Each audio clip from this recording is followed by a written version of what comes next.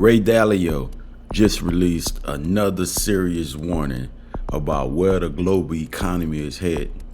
And this time, the message is clear. The risk isn't theoretical anymore.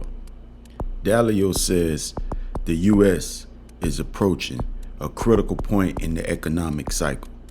Massive government debt, rising interest costs, and slowing growth are creating conditions that historically led to recessions or currency pressure.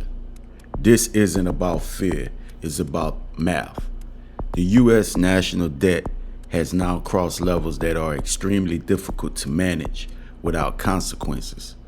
According to Ray Dalio, when debt grows faster than income, governments are left with only a few choices: raise taxes, cut spending, print more money, or allow inflation to quietly reduce the real value of what people are owed.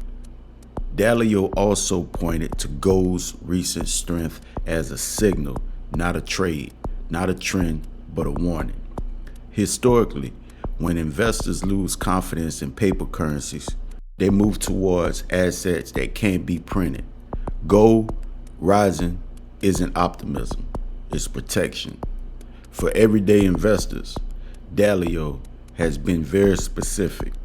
He says the goal right now isn't chasing high returns, it's protecting purchasing power. That's why he's emphasizing diversification, inflation-protected assets, and avoiding over-concentration in any single market or currency. His core message is simple: don't focus on how much money you make. Focus on what your money can still buy. Dalio's framework shows that when debt cycles reach this stage, the biggest risk isn't a market crash alone. It's long-term erosion of wealth through inflation and currency weaknesses. This is why he keeps repeating the same advice. Think in real terms, diversify globally, and prepare before stress shows up on the headlines. Because by the time everyone agrees there's a problem, the damage is already done.